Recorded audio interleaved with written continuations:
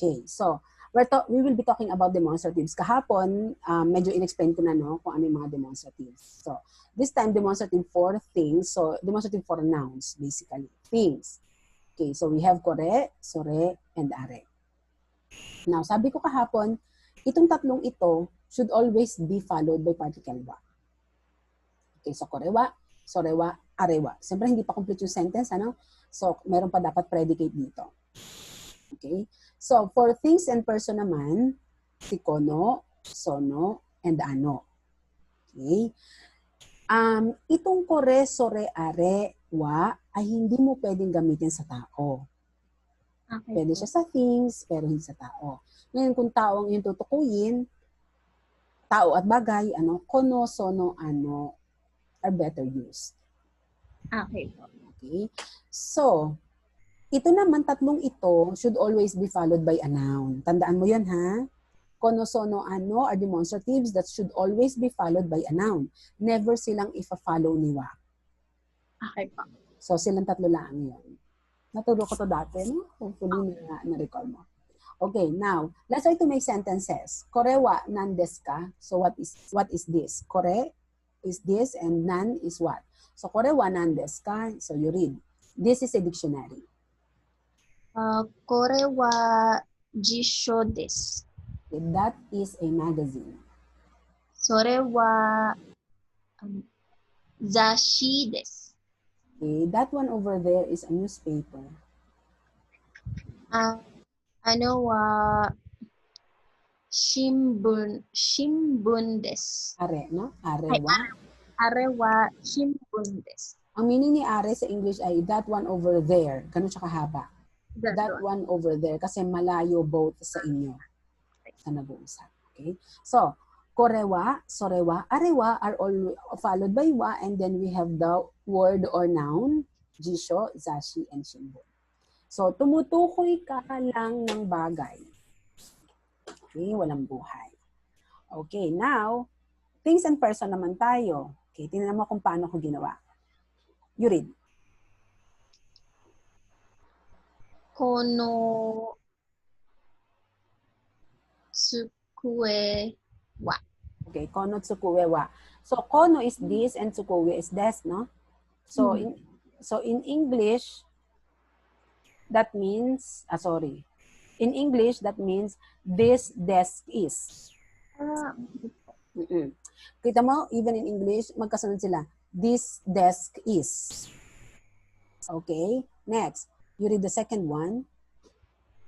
Sono hongwa. Or you translate. Sono hongwa. That book is. That book is. Next. Ano kagiwa. That book over there is. Tama ba? Next. Last. Kono kasawa. Okay, that this umbrella is. Okay, so tama ang pattern. Okay po. Pero hindi pa siya perfect sentence kasi wala ka pang predicate. Okay. Ngayon, gawa natin ng ganito. Kono tsukue wa watashi no. This desk is mine.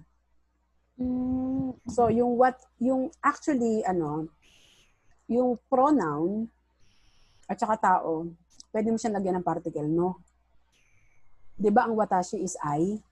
Opo. Kapag ginawa mo siyang possession, lalagyan mo ng no sa dulo. So, that will become mine. Okay, so ganun siya. So, lahat ng pronoun, pwede mo siyang lagyan. For example, yours will be anata no. Teachers, sensei no. Basta magiging siyang possession. Possessive. So, pwede mo siya. Ngayon, pag sinabi natin kono tsukue wa watashi no des, ano ibig sabihin ng sentence?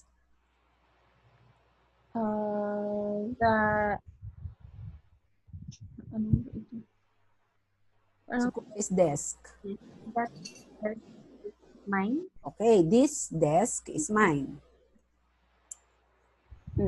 Kasi this is kono. This desk is mine. Okay, sabihin natin ganito. Mr. Tanakas, sige nga.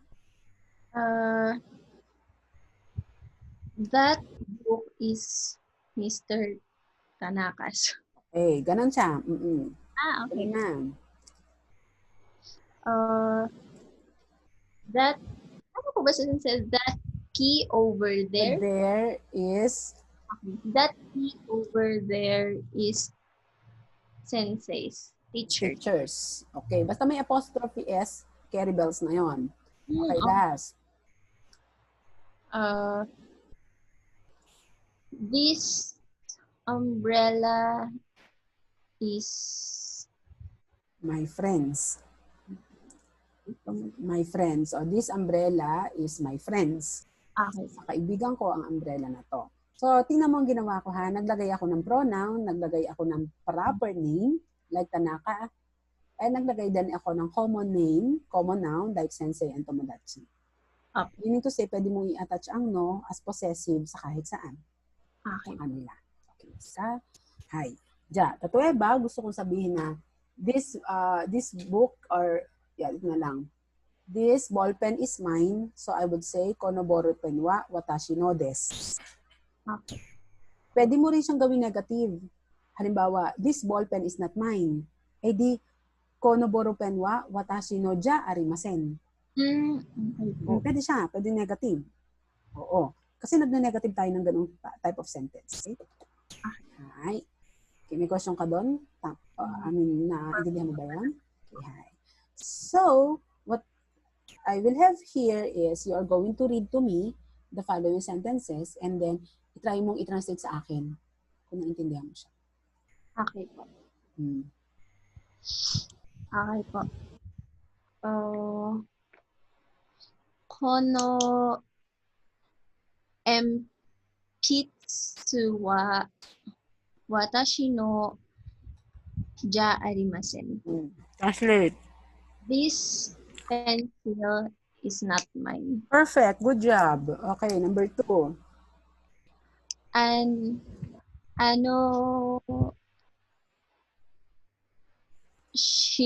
shimbun wa LVG no desu. That paper over there is LVGs. It's LBGs. Okay, good. Next. Sono kagi wa Tanaka-san no desu. That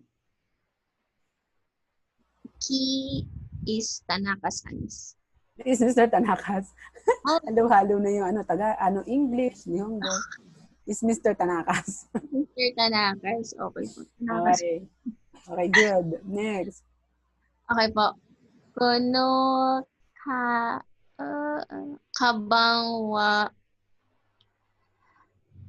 anata no desu ka? Question to, ha? This bag that person's? Anata is you. Ako po ba? Is bag yours? Yon. Okay. Is this bag yours? Ayan. So, ganito tayo magtanong. Hi. Okay. Now, itong natandaan mo ha, so, kinakabuso sa tao or sa pronoun, tapos pwede siyang masundan ni ja arimasen or kaya ni des. Pero tayo magiging doon, issue sa grammar, pareho din. Okay? Hi. Now, kung marunong ka na magsabi kung kanino yon, halimbawa kay Tanaka-san no, anata no, watashi no, LBG no, paano ang tanong? Okay, so ang tanong natin would be, dare no, whose in English? Whose. Okay, you read the question. Kono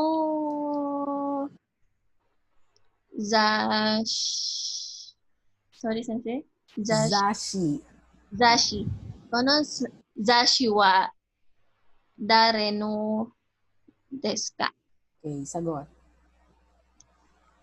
Yamada-san no desu. Ayan. So pagka Rhea, narinig mo yung tanong na dare no. So, kanino yon sa Tagalog, di ba? Ang sagot mo, laging may no din. Tandaan mo yun, ha? Dare no, ay, may no. So, dapat may particle din ako na no. So, Yamada-san no des. Kahit kanino pa man yan, kahit kay sensei, kahit sa akin, kahit sa'yo, lalagyan mo pa rin siya lagi ng no. Okay? So, yun yung palatandaan natin para tumama ka sa particle. Okay?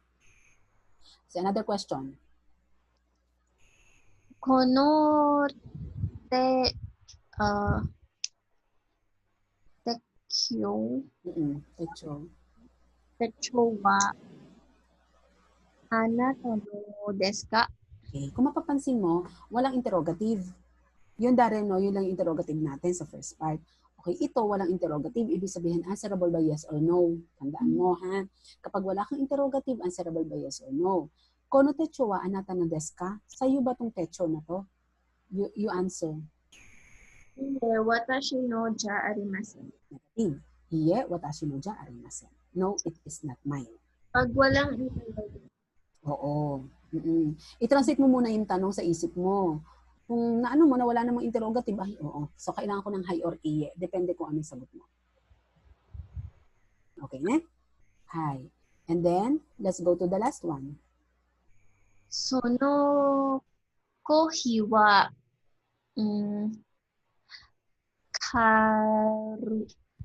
カリ、sorry, sensei, wait lang po. Karina. Karina san no desu ka? Mm. Hi. Karina san no desu. Gaya ng number 2, ito i-response by a yes or no answer, right? Opo. Pero, ang number 2 kasi gumamit ako ng pronoun. Ito naman, proper noun. Karina sang no. Yung kape bang iyon ay kay Karina? Hi, Karina sang no des. Yes, kay Karina. Okay? Sige. Gawa ka muna ng sample sentences mo. Gumawa ka ng sample sentence na parang ginamit mo si Dare, no? Sa question mo. Siguro gawa ka ng mga 2 sample sentence na may Dare, no? Tapos gawa ka rin ng tig-2 sentences kagaya nito na may pronoun at ito naman may proper name. Okay po. Kaya, susulat mo ang sagot mo sa notebook and then ipapasa mo sa akin. Ay, sorry, sensei.